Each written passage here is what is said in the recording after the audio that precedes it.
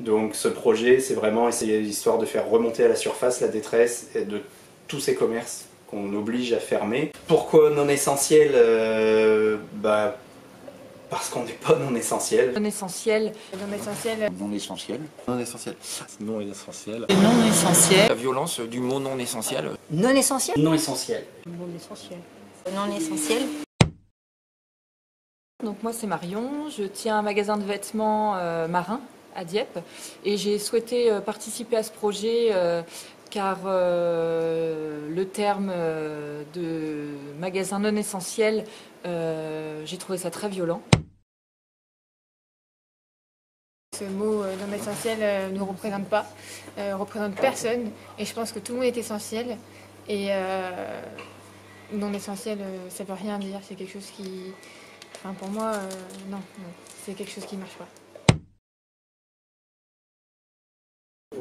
Donc je suis totalement essentielle, je ne suis pas non essentielle, j'ai le droit d'exister, j'ai été formée pour faire mon métier. On est classé comme étant non essentiel. Là, ça me casse un peu la tête de savoir que je travaille depuis 30 ans pour quelque chose qui n'est pas essentiel. Là, ce qui est très perturbant, c'est qu'on ne peut même pas se défendre. On ne peut rien faire. On nous interdit de travailler. En tant qu'entrepreneur, nous, on n'a pas le droit au chômage partiel. On n'a droit à rien du tout. Ça veut dire qu'on pense, le pays pense, que les commerçants peuvent vivre 6 mois sans revenu. J'ai l'impression d'être la sale race du pays, quoi.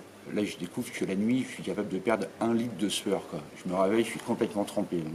Je découvre que je fais des crises d'angoisse. Ça m'est jamais arrivé de la vie, quoi.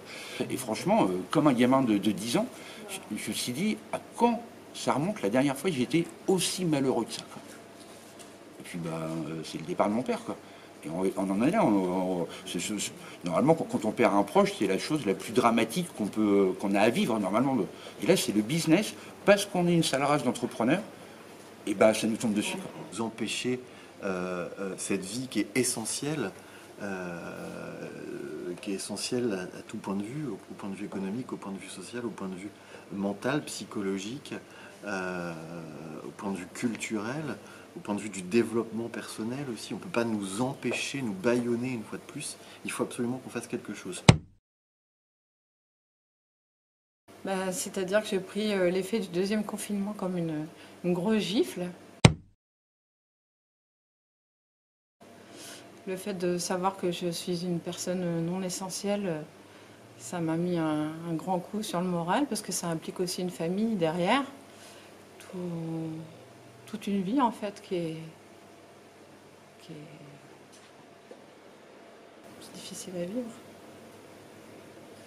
Et aujourd'hui, le gouvernement a dit, vous crevez.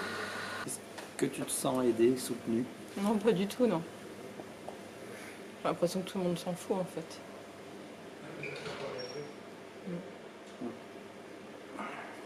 C'est blessant, c'est violent. Tout simplement parce qu'il y a une grande injustice et on ne comprend pas tout dans ce qui se passe.